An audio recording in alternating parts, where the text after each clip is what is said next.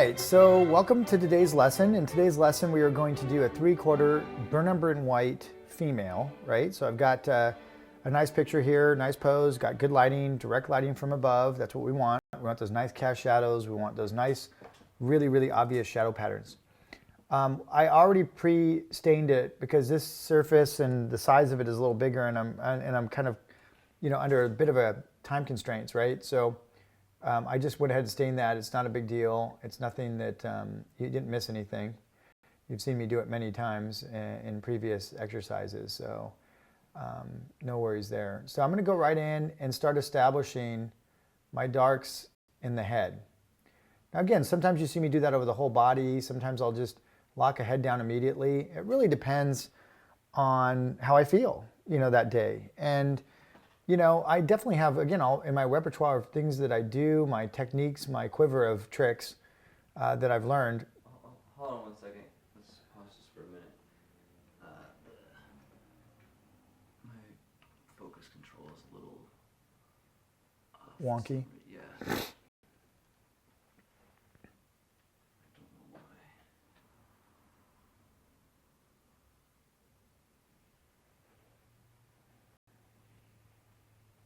Okay, should be good now. Okay, we ready? Yeah, go ahead.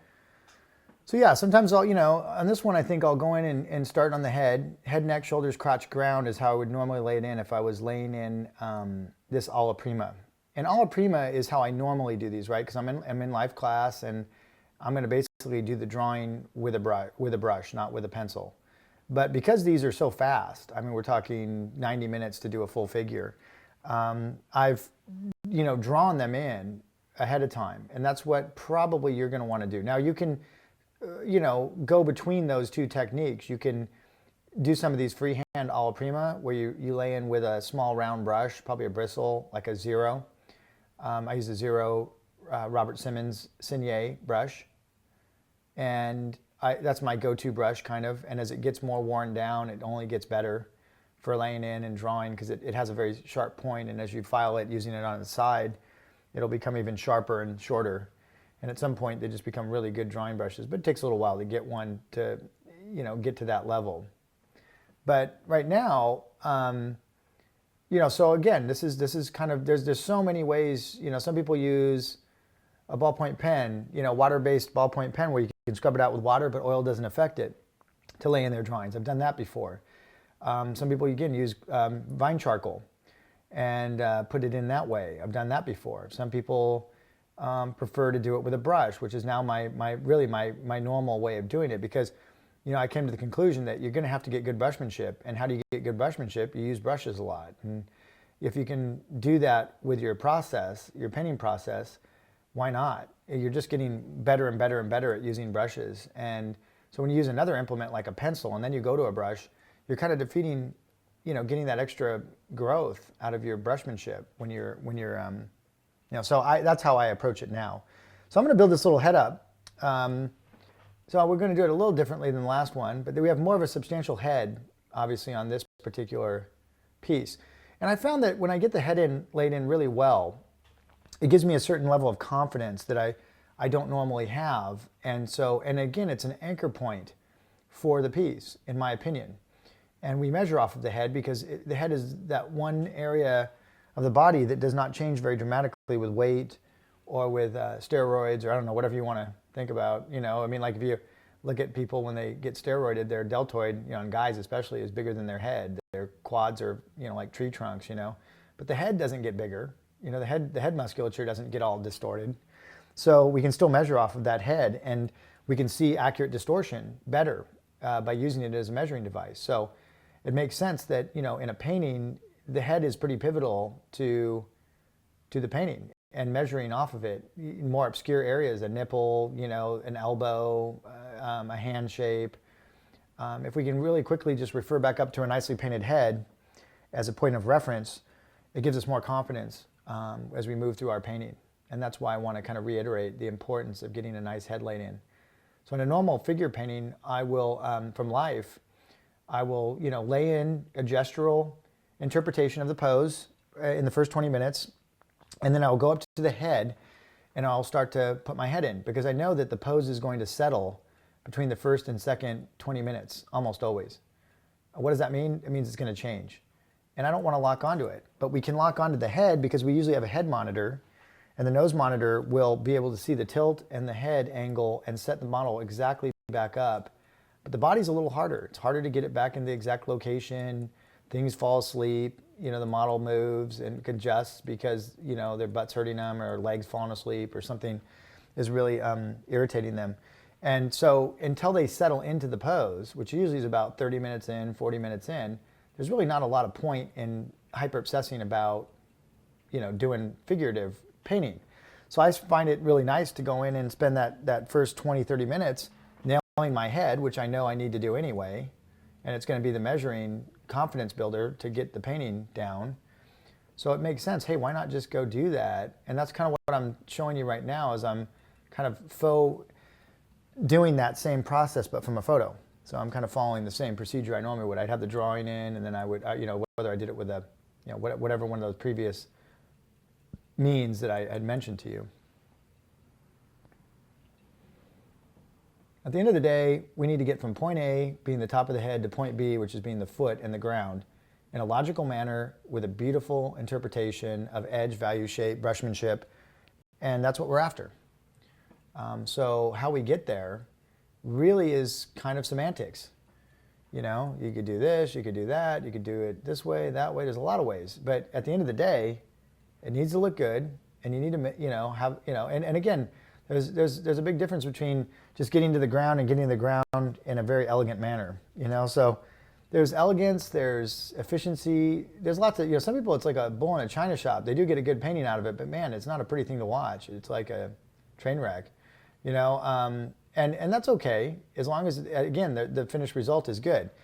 But could we make it more efficient? Could we make it more enjoyable? Could we make it more elegant? Why not, if we can learn a different technique or work on efficiency with which that technique operates, so that we not only get a good painting, but it looks good while we're doing it. I'm all about everything just being, it's not showboating, it's just, hey, let's make this elegant. Let's make this a graceful thing to watch. It's, pretend like you're a ballerina or something, and you gotta freaking lay it down with just effortless finesse, so that it looks just gorgeous to watch. Makes it think, anybody thinks they could do it by watching someone do ballet really well. It looks almost like they're not even trying.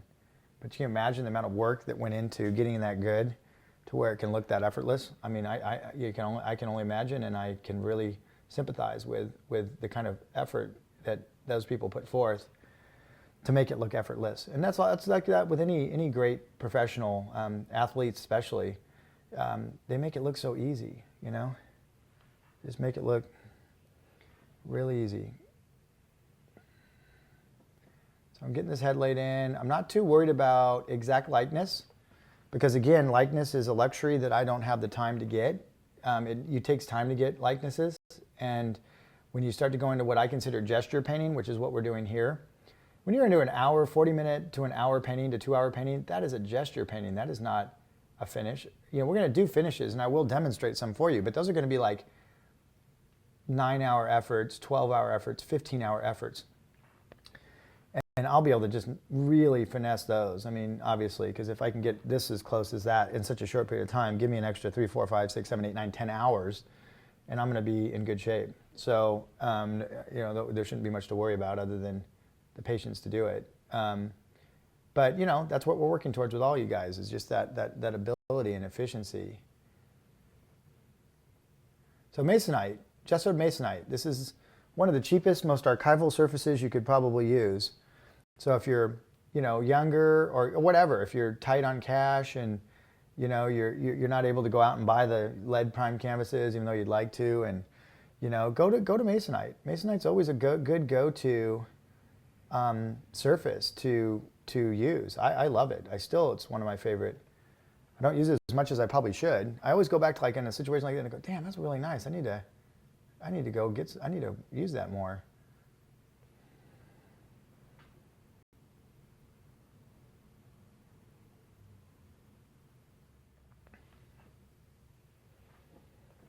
A little pucker at the outside of the mouth is always a crafty little guy to get.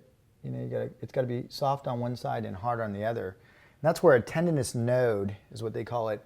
It's a little circular tendon on the outside of your lip, and it creates that little illusion of a pucker in that area.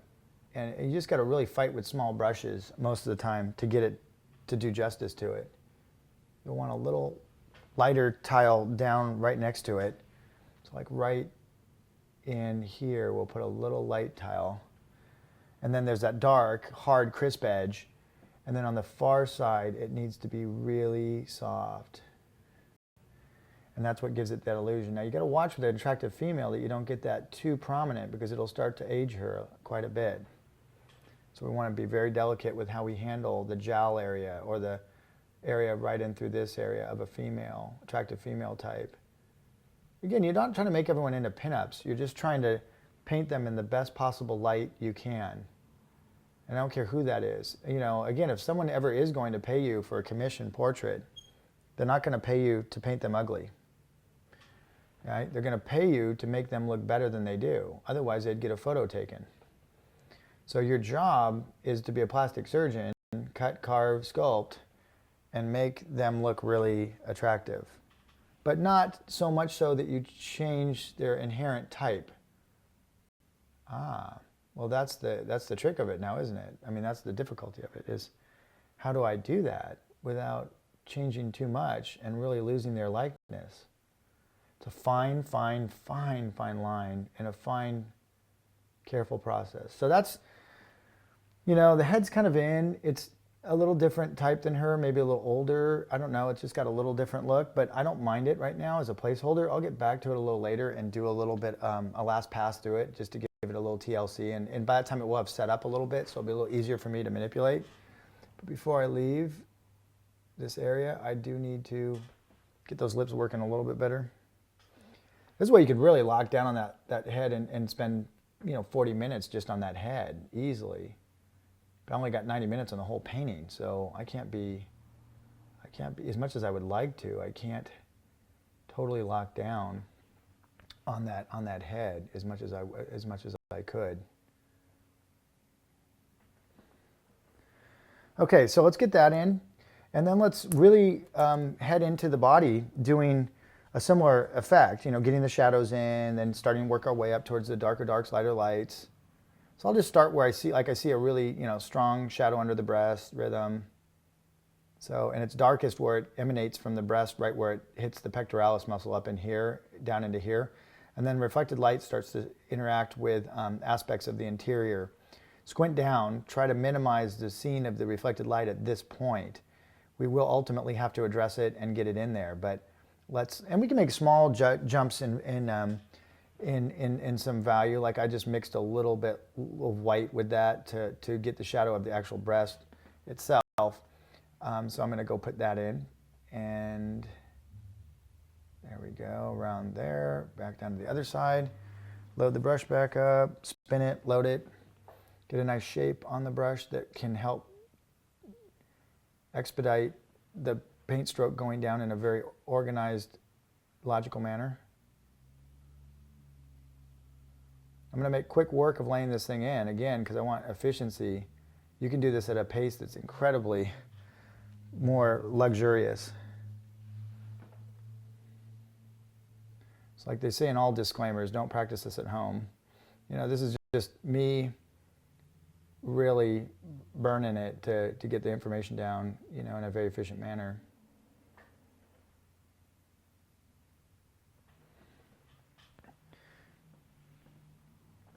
But as my common saying goes, it's all good.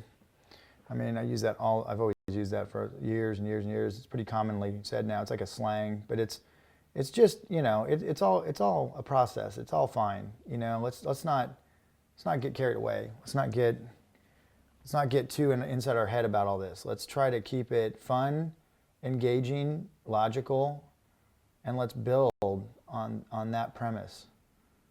You know, and let's not, you know, again, make it something into some kind of white knuckle. You know, your expectations are your expectations. They're not always founded in reality. Sometimes they're delusions of grandeur. Meaning the illusion, you're deluded, and it doesn't mean it's not a bad thing. It's not insulting. It shouldn't be. So a lot of people, think they should be better than they are for no reason, and they really haven't studied that hard, and they're not used to doing hard stuff, so they want to get good faster, and they're looking for shortcuts all the time, and they're always trying to skirt the hard work that really needs to be done, that would be the honest way to do it. And only you know if you're going to fall into that category, and you just got to own it. If you're like that, you need to own it and say, okay, I need to change my ways a little bit because this isn't working for me. I keep wanting to get good, and I run into it all the time, especially in workshops, because workshops are notorious for attracting people that are kind of weekend warriors sometimes, but they're just people that want really quick results, and they're thinking that they can get it in a 4-day workshop, and it's like, that's never going to happen. I can inspire you in 4 days. I can excite you about the process of proper training, but there's no way I can get you good in 4 days. I can get you better at knowing where you're at, and that should be what you're there for, is insight into the inadequacies of your training, things you didn't know. What do I do when I go home? How do I set up a proper training program? These are the things you can distill in somebody in 4 days, but you can't distill in proper drawing skill. That takes 4 years of daily practice with somebody. That's not, a 4-week or a 4-day thing. So anyway, we always want to kind of, be honest with ourselves. And some of you out there watching this will be in that category where you'll be like, I just want to be good now, and I don't really want to do all these DVDs, and I don't want to sit and do them multiple times. Well, then don't do them multiple times, but you probably won't get that good. So it's really up to you. All I can do is share with you how I train, what's gotten me the results, and what's gotten me results with my students time and time again, year in, year out. I mean, we produce some of the best up-and-coming painters of this next generation, and you'll see many of them go on to great careers. And I, it's nice to have play a role in that process, I think, because I'll live vicariously through their successes as well as my own. I don't expect to, I'm not going to rest on my laurels and be a career teacher forever. I teach because I love to teach, not because I have to teach. So for me, it's a different thing, and I will grind it out because I love it, and until I don't have that affinity for it anymore, which time I will not teach, because I won't do it haphazardly. I will only do it when I can give 110% to it. And at this point in my life, it's still conducive to that. But it won't always be, I'm getting on, and, I want to get onto my career at some point and really put 110% into that. And I think I deserve that because I've already sacrificed and spent many years giving back. So I don't feel like I owe anybody anything after this, so which is awesome.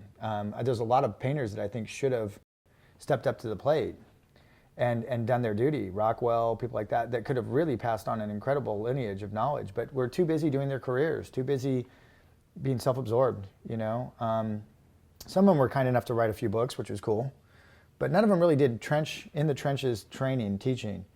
Those are people like, Groupé, they're the real heroes, Groupé, Robert Henri,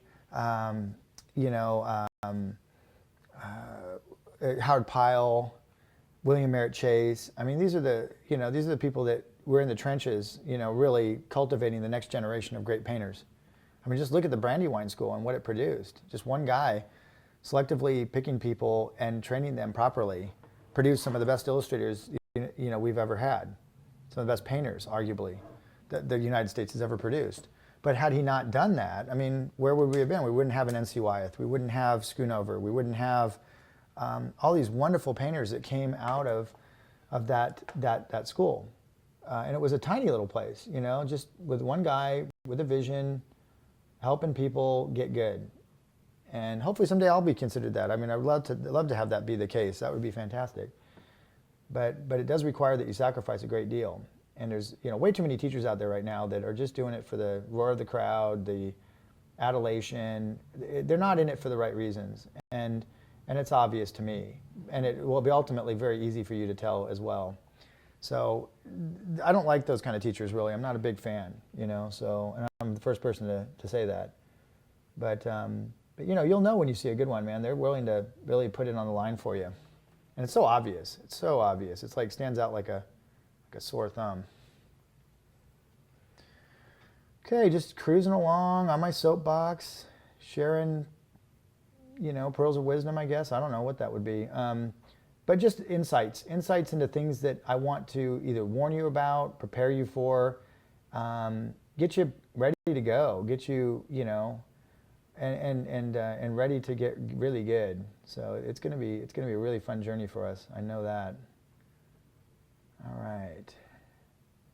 So we've got that. I'll end up, kind of occasionally dealing with a little bit of folds that are in the vicinity of the body, because they're right there, butted up next to it or something. And since I'm there, like maybe this shadow here coming off of the drapery, and there's some beautiful folds. So like I said, I may do some of those folds, on after I'm done with the figure. Right now, I want to focus on the figure, because that's really the premise of this phase is figure painting, not drapery painting. So we're using the drapery as a foil object, and when you see the finished painting, you will see that I've probably gone back and actually painted the rest of the drapery.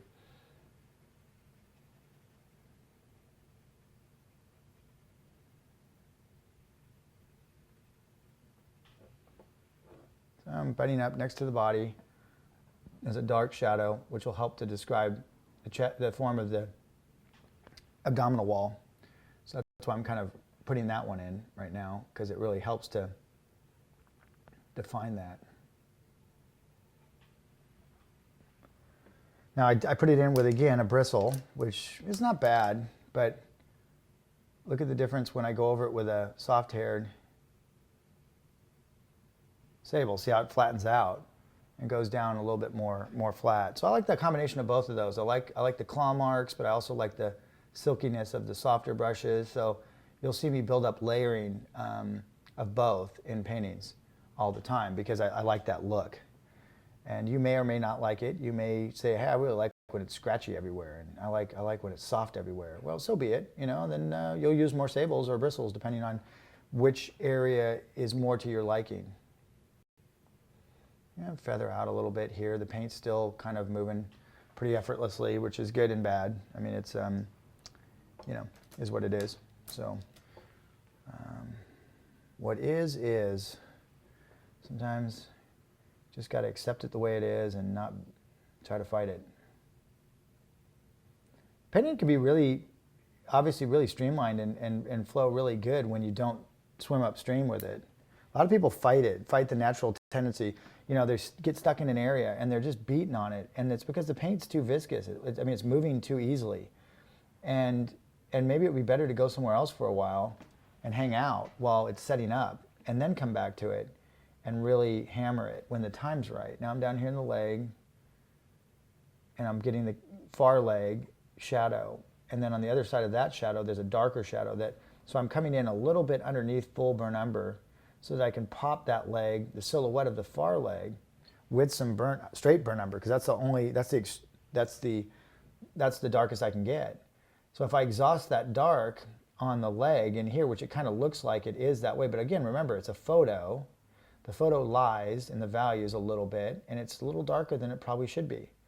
So I'm going to cheat it a little bit, right? But a smart cheat. I'm going to drop the value a little lighter.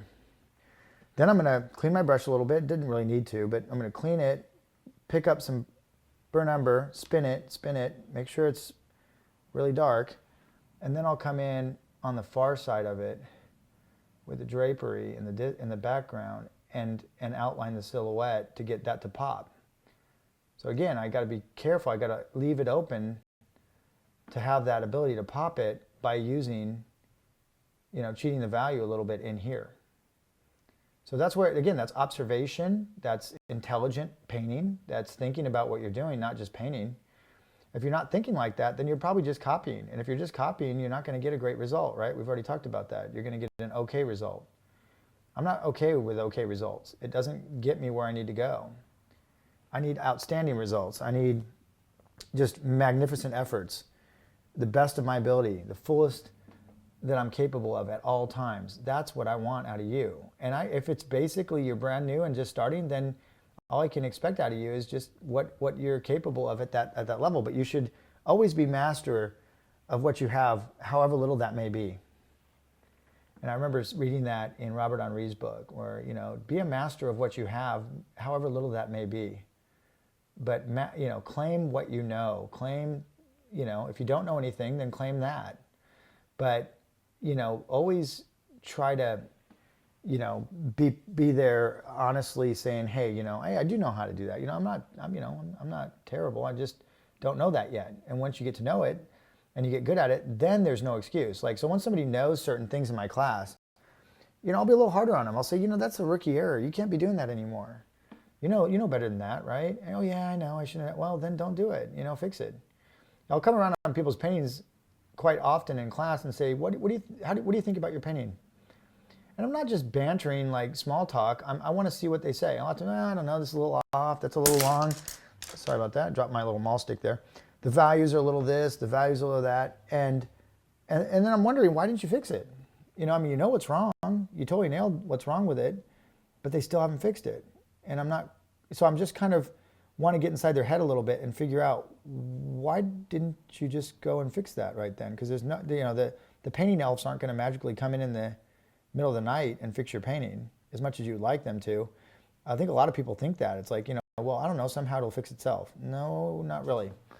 You'll need to fix that, So, I sometimes will just do that. And I think some of it's just human nature is odd. Sometimes it's, people are their own worst enemies. They self-sabotage themselves. And that could stem from any number of other issues that they may have that have very little to do with painting, but everything to do with psychology.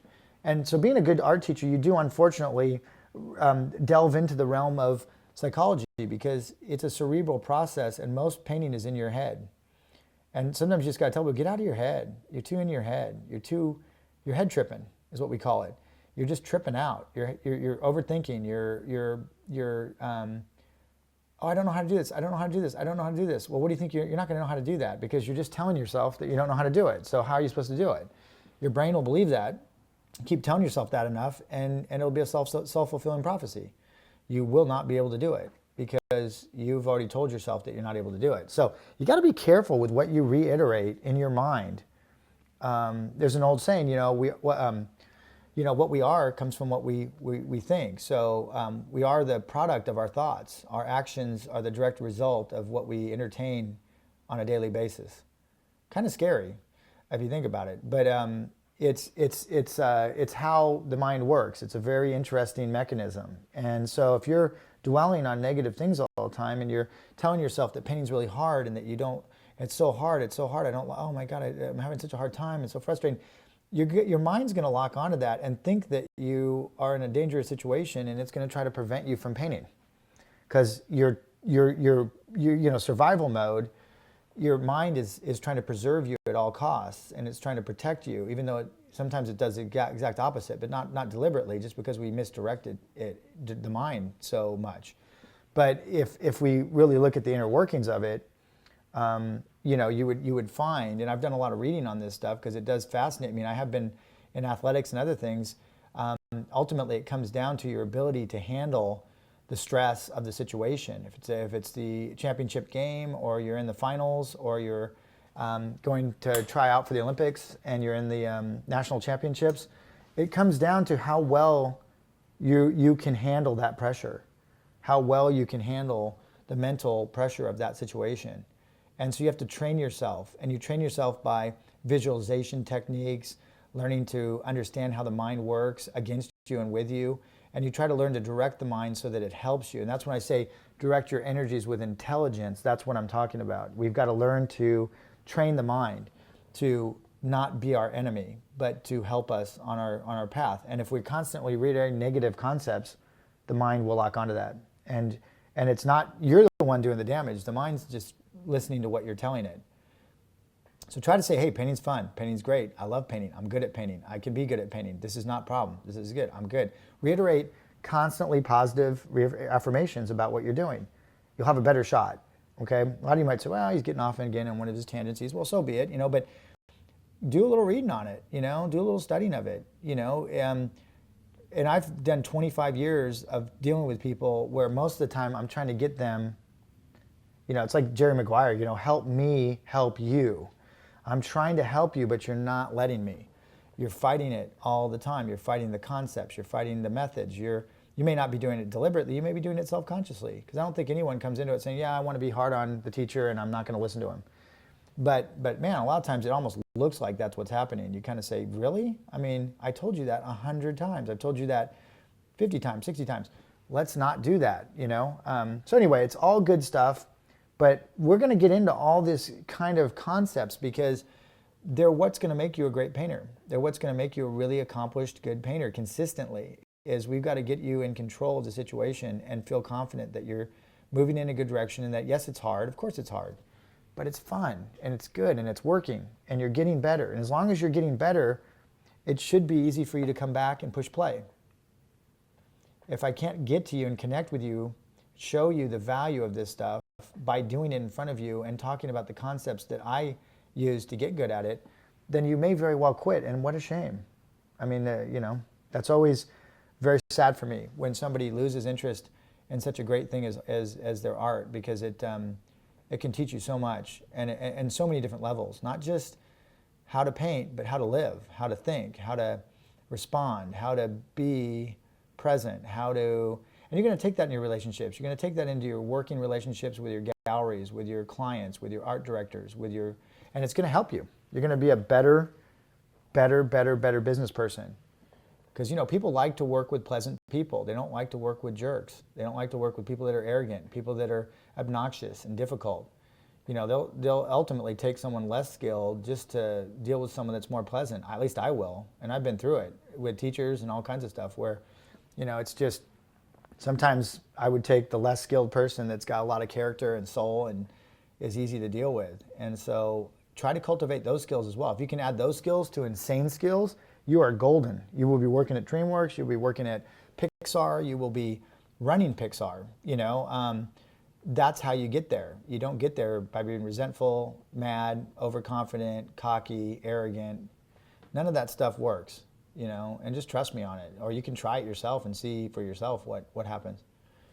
All right, so again, enough of that. I'm not mad. I'm very, when I talk about this kind of stuff, very passionate.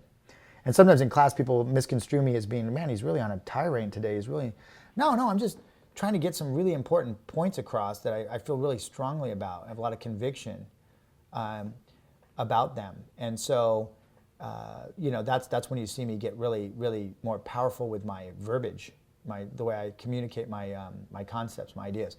Now, again, like across the chest, there's small juxtapositions of values. But I don't really care right now. I mean, well, I do care, but I just want to get the thing covered. Okay, so and then I'll start moving small tiles, juxtapositions of lighter lights and darker darks, halftones, to start sculpting that form. But when we're looking at for coverage, you know, you can get caught too much up in manipulating small tiles way prematurely, in my opinion. First, we need to get the paint loaded on the surface. That gives us the opportunity to work paint within itself, which is the sweet spot for oil. Oil responds best when it works into itself, not when it's thin and anemic. All right? You probably see my hands pop into the field of vision every once in a while because I'm very passionate and I talk with my hands a lot. So I'll try not to be sitting there, you know, getting crazy in front of you guys. But again, I want to get a point across the points of these concepts because they're very important and they're going to be very, very, very helpful in all areas of your future endeavors.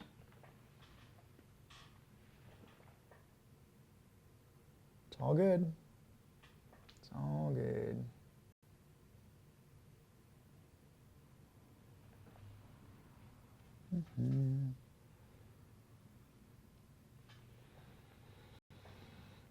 Just be happy you don't have to live with me. My wife's the one that has to deal with this stuff on a daily basis, which is, you know, I'm a pretty intense individual. So I've got like a couple speeds, most of which are really fast, you know, fast and driven.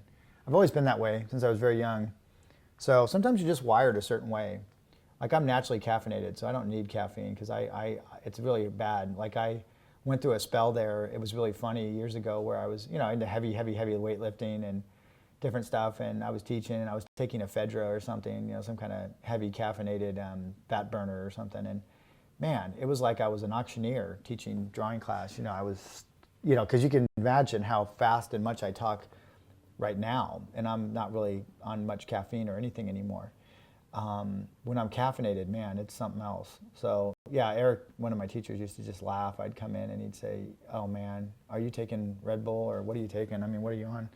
And a lot of times it was just some kind of fat burner I was taking for working out or something, but it was heavy, just mega doses of caffeine usually or something. And yeah, I'm trying not to do that anymore because it was hard for me hard to be around, I guess. I just talk so fast, move so fast, make people,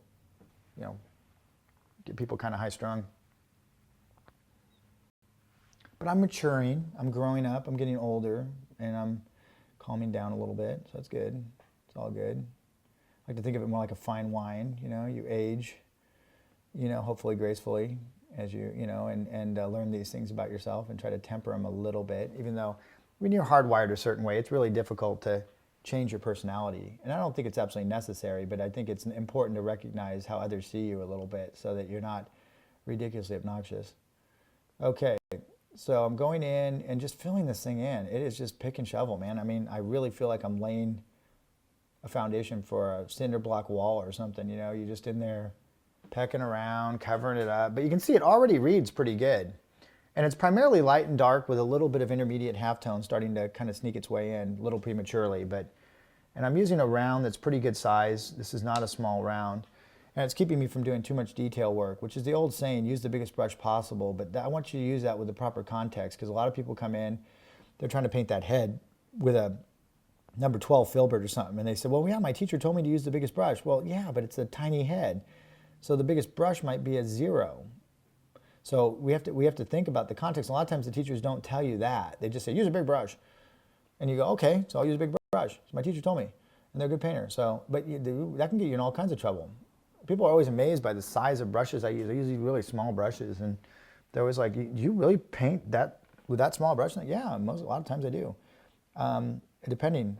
And I'm a disciplined painter, so I don't over-render things prematurely. So for me, using a small brush is not that big of a problem. But if you are a newer painter and you find yourself painting eyelashes before you even put the eyeball in, then you may need to, go up a little bit in size. But always, again, with respect to what it is you're trying to paint.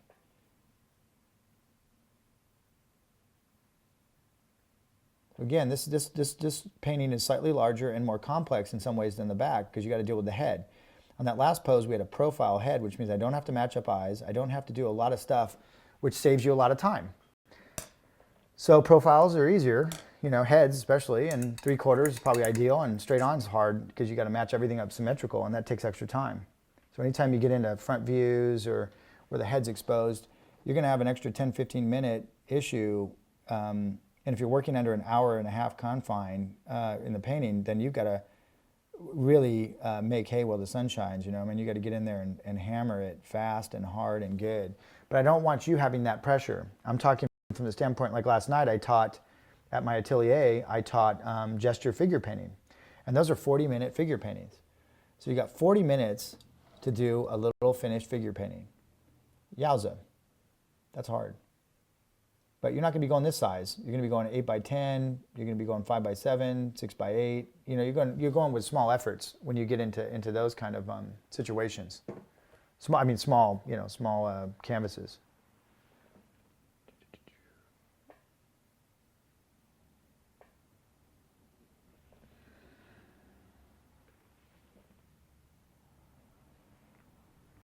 Could he talk any more? You're asking. Maybe you're asking that. I'm not saying maybe I could talk more, but I probably could. But it's weird when I get quiet. It freaks out the cinema. The guy filming too. He's like, "Man, you got quiet all of a sudden. Were you mad?" I'm like, "No, I don't really want to talk that much. I just know that, it helps people to be more engaged in the process." So I've got it more or less covered. Got about 5 minutes left on this 45-minute session. So the main accomplishment of my first, first portion of the painting is to get coverage. Once coverage occurs, then blending can occur, then intermediate tiles can be put in, and we can bring it up fairly quickly to what we would consider a finish, or a faux finish, I would call it, with such a short period of time. But we can get the illusion of finished fairly fast if we've done our homework, our due diligence in those initial stages. if we were sloppy with our choices in this block end stage and we were just really haphazard, then we might have to do a lot of repair work, which is going to take time. It's not the end of the world, it just takes time. And if you don't have that time, then you may end up with a sloppy effort. So we want to kind of hedge our bets always to try to really do justice to the form and whatever it is that we're painting. So always making good decisions, always making the best decision we can with the time we have and the technique we're using and the surface we're on and all these variables.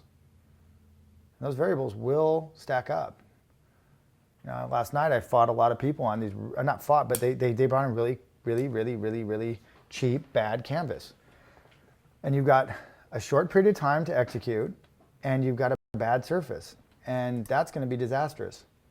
And sure enough, they had a really hard time. And so I had to encourage them to buy some better canvas because I was having a hard time painting on it. If I'm as seasoned as I am and I'm having a hard time, just imagine what a new painter would be experiencing.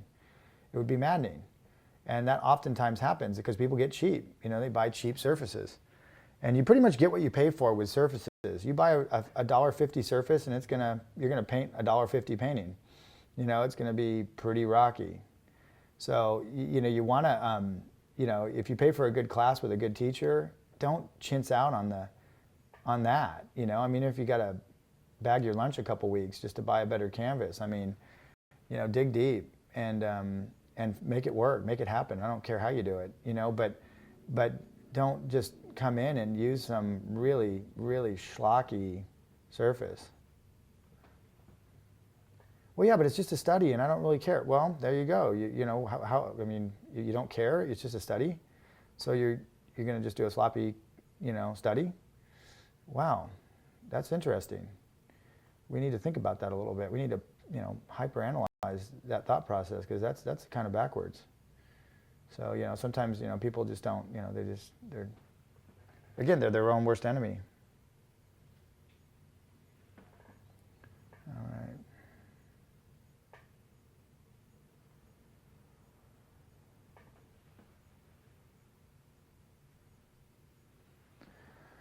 Okay, coming down. I had to soften out some and I lost some of my shadows, so now I'm reestablishing them again. So I'm already into starting to do some blending, starting to do some finesse. On females, especially attractive young female types like this, you're going to go into the rendering probably a little earlier. On that last one, we had a lot more information. The guy was chock full of anatomical information. In some ways, she's going to be harder. In some ways, she's going to be easier. More subtle kind of sometimes equates to harder to me. But there's not as much to deal with as far as all the little nuances. So I save a little time with having to grind out all those little pucker marks, divots, undulations that were occurring in the last one, which they're tedious. Those are tedious things to have to paint. So this one should, go a little faster in some ways, but then I'm going to have to be more careful with certain edges. I'm going to have to, I've got a head that's more complicated than the last one. So it's kind of a give and take. There's some easier things on this one, and there's some harder things on this one. So as you start to do it as an exercise, just keep that in mind. That cleaned up a little bit right there. This is a cast shadow, but it's far away from the source, which is her chin that's casting it, so it's not as sharp as it normally would be. But it's also not truly soft. So what is it? It's a firm, relegated to the hard side. It's part of the hard family, but it's not as hard as a true hard edge, but it's not as soft as a true soft edge. So it's a firm edge, and it's a hard firm edge. It's more on the hard side than it is on the soft side. So that's how we kind of determine those intermediate edges. And those edges are really responsible for a painting looking really advanced and really good, are those intermediate transition edges. The biggies, the hards and softs, they're easy. They're pretty obvious. That's a cast shadow. It's hard. But as it gets further down here, it softens a little bit. And you can see that in the reference. And so you'll start to blend a little bit down there. But it's still hard, just not as hard as it is up there. And that's a good place to see that combination of firm edges just right along this transition edge right here. Okay, so that's my little timer going off. So I'm in good shape. I've got it covered. It looks good. I'm liking the way it's looking. There's no background, but we'll do that later. I'll do it later, or I'll do a little bit if I have extra time. But let's go ahead and take a break, and I'll see you in a few.